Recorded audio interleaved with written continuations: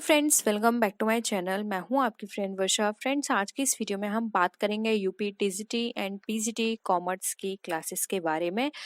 Video start करने से पहले प्लीज़ मेरे चैनल को सब्सक्राइब कर लीजिए, और अगर आपने चैनल को सब्सक्राइब कर लिया तो इस वीडियो को लाइक कीजिए और अपने फ्रेंड्स के साथ शेयर कीजिए। चलिए फ्रेंड्स, आज की इस वीडियो को स्टार्ट करते हैं। क्वेश्चन है हमारा, ग्रेपवाइन कम्युनिकेशन इज। अब जो ग्रेपवाइन कम्युनिकेशन है वो किस तरह का कम्युनिकेशन होता है? आपने सुना होगा ग्रेपवाइन कम्युनिकेशन। फ्रेंड्स, वो कम्युनिकेशन होते हैं, जैसा कि आपने देखा होगा, एक ऑफिस के अंदर बहुत सारे कलीग्स होते हैं तो वो आपस में बात करते हैं।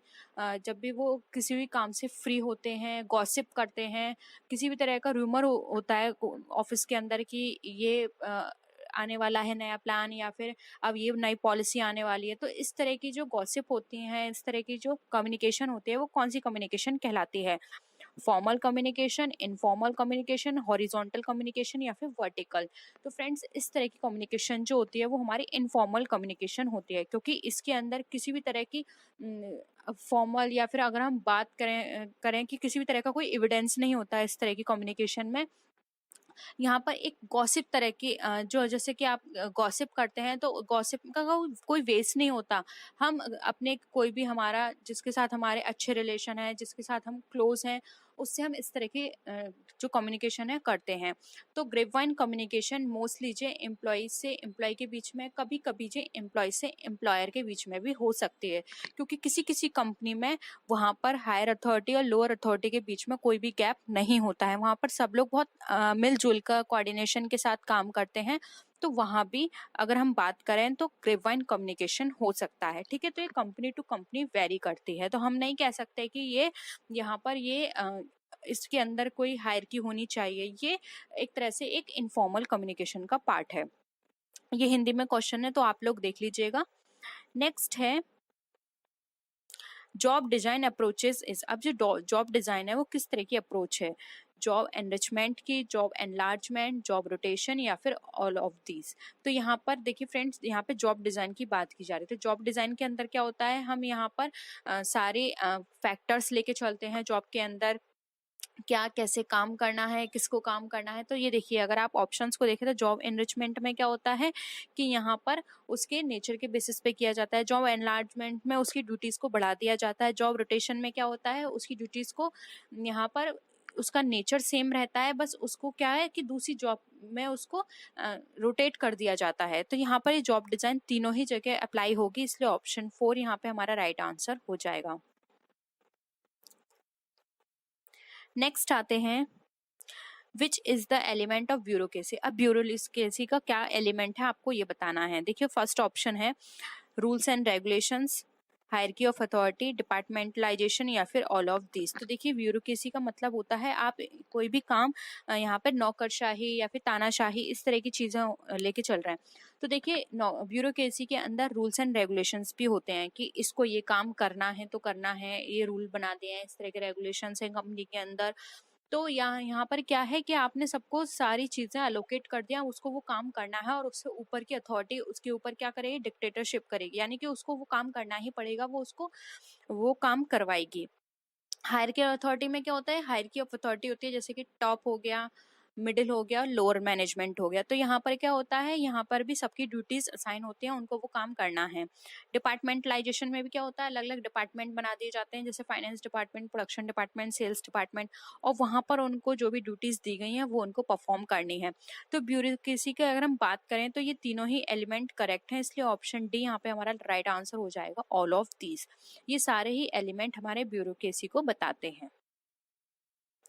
नेक्स्ट क्वेश्चन पे आते हैं, model of organisational behaviour consist of. अब जो ऑर्गेनाइजेशनल बिहेवियर का जो मॉडल है वो क्या बताता है, management oriented, employ psychological oriented, या फिर ऑल ऑफ दिस? इसका आंसर मैं आपको नहीं बताऊंगी, ये आपको मुझे बताना है। ठीक है, तो एक क्वेश्चन तो आप अपना होमवर्क के लिए रखिए। ठीक है, ये आपको इसका आंसर बताना है। नेक्स्ट है, अब ये तो आपने बहुत बार पढ़ा होगा टू फैक्टर थ्योरी को, तो यहाँ पर आपको ये बताना है ये टू फैक्टर थ्योरी जो है मोटिवेशन की, ये किसने दी है। फ्रेंड्स, अगर आप अपने एंट्रेंस एग्जाम के लिए जा रहे हैं तो मोटिवेशन की थ्योरीज को जरूर कर लीजिएगा, खासकर ये टू फैक्टर थ्योरी, और साथ में आप कौन सी करेंगे, नीड थ्योरी। नीड थ्योरी भी बहुत पूछी जाती है और ये टू फैक्टर थ्योरी भी बहुत पूछी जाती है, बेसिक नीड थ्योरी जो होती है। अब देखिए ऑप्शन है एएस मास्लो, डेविड, हर्ट्जबर्ग और हैकमैन। तो यहाँ पे हर्ट्जबर्ग ने टू फैक्टर थ्योरी दी है। ऑप्शन 3 यहाँ पे हमारा राइट आंसर है।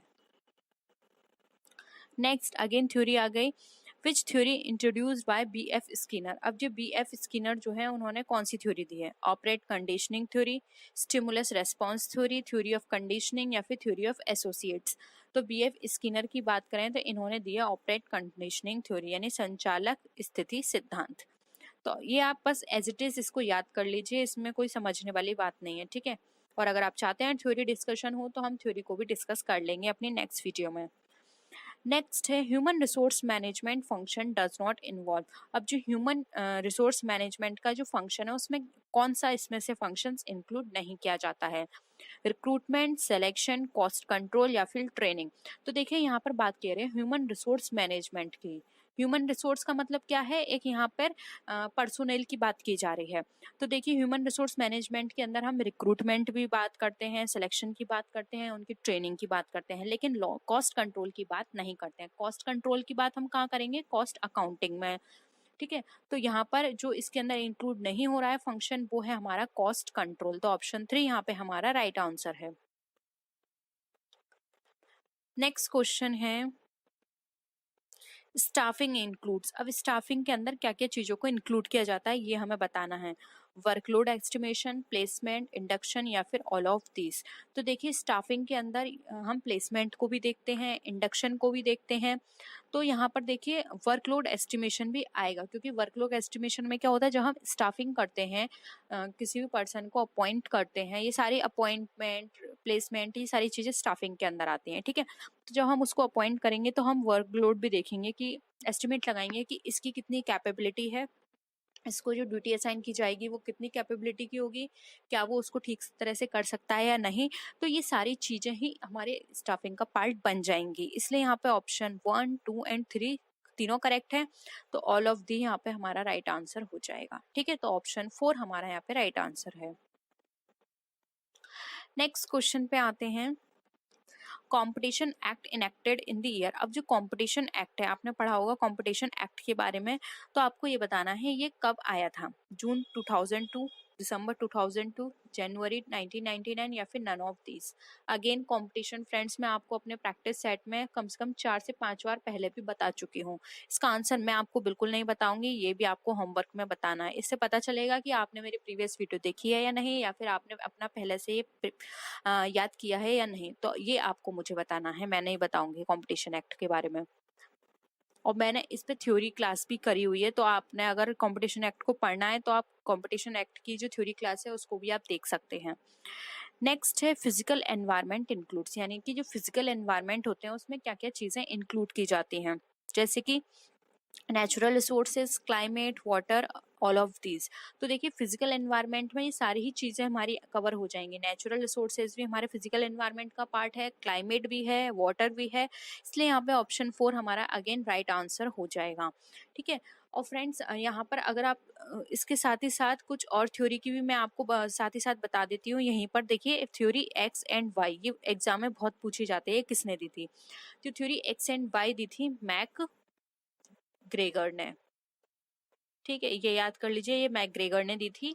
और देखिए थ्योरी एक्स के अंदर क्या है? थ्योरी एक्स के अंदर जो पर्सन होते हैं वो पैसिव होते हैं, यानी कि इनको किसी के मोटिवेशन की जरूरत होती है, किसी को लीड करने की जरूरत होती है। जब तक इन जो थ्योरी एक्स वाले जो पर्सन होते हैं, यानी इस नेचर के पर्सन जो होते हैं, वो लोग चाहते हैं कि कोई पर्सन हमें पीछे से मतलब एक तरह से क्या होता है, हमें पुश करे तब हम किसी काम को करेंगे। कोई हमसे कहेगा कि आप ये काम करो तब ये करते हैं।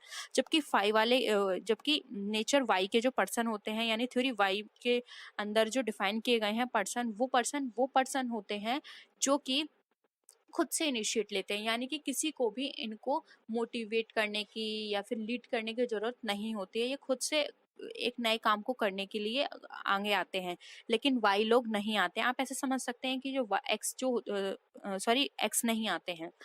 आप शॉर्ट में समझ लीजिए, जो एक्स पर्सन लोग होते हैं वो थोड़े आलसी होते हैं, वो खुद से काम नहीं करते हैं, जबकि वाई जो होते हैं वो बिल्कुल भी आलसी नहीं होते हैं, वो खुद से काम करते हैं, किसी को उनको बोलने की जरूरत नहीं होती कि आप ये काम करिए। ठीक है, तो थ्योरी एक्स एंड वाई भी आपके एग्जाम में बहुत पूछी जाती है। यहाँ तक कि एक क्वेश्चन और है, जैसे कि फादर ऑफ साइंटिफिक मैनेजमेंट, ये भी मैं आपको बहुत बार करा चुकी हूँ।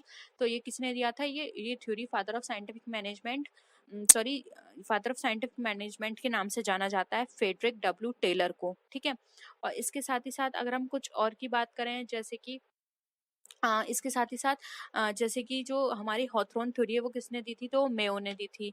तो कुछ इंपॉर्टेंट थ्योरीज हैं जो कि आपके एग्जाम में बहुत पूछी जाती हैं, तो आप उनको देख लीजिएगा, क्योंकि मैं पहले भी इसको डिस्कस कर चुकी हूँ क्लास में। तो अगर आपने नहीं देखा है तो प्रीवियस क्लास भी जाके देख लीजिएगा। इसके साथ ही साथ द फंक्शन ऑफ एग्जीक्यूटिव के ऑथर कौन है, तो वो है चेस्टर बर्नार्ड। तो इस तरह से आपके एग्जाम में थ्योरीज, साइंटिफिक मैनेजमेंट किसको कहा जाता है, ग्रीन रेवोल्यूशन का फादर कौन है, ये कुछ बेसिक क्वेश्चंस हैं जो कि आप बहुत बार पढ़ चुके हैं, तो आप इनका रिवीजन कर लीजिएगा। अब प्लीज फ्रेंड्स, आपको मेरी एक हेल्प करनी है। अब आपको मुझे चैप्टर, ठीक है, या तो आप मुझे कोई चैप्टर बताइए कि मैं इस चैप्टर के ऊपर क्वेश्चन आपके साथ डिस्कस करूं। ठीक है, क्योंकि मुझे लगता है कि मैंने आपके साथ अब सारे चैप्टर्स डिस्कस कर लिए हैं। तो अगर आपको लगता है कि ये रह गया है या फिर आप किसी पे रिवीजन चाहते हैं, तो प्लीज़ अब आपको मुझे चैप्टर बताना है कि मैं किस चैप्टर के ऊपर आपको ये क्वेश्चंस करवाऊं, या फिर आप मुझे सब्जेक्ट भी बता सकते हैं कि इस सब्जेक्ट के ऊपर और क्वेश्चंस की ज़रूरत है। ठीक है, तो सिर्फ इतनी सी हेल्प आपको मेरी करनी है, आप मुझे बताएंगे, उसके बाद मैं आपको उसी चैप्टर या उसी इस सब्जेक्ट से आपके लिए एमसीक्यूज लेकर आऊंगी। ठीक है, तो आई होप आपको आज की वीडियो पसंद आया होगा। वीडियो पसंद आए तो वीडियो को लाइक कीजिएगा, अपने फ्रेंड्स के साथ जरूर शेयर कीजिएगा, जिससे कि उनकी भी प्रिपरेशन हो जाए। तो फ्रेंड्स, नेक्स्ट वीडियो में फिर मिलते हैं आपसे और भी अच्छी वीडियोज़ के साथ। तब तक के लिए टेक केयर, बाय बाय।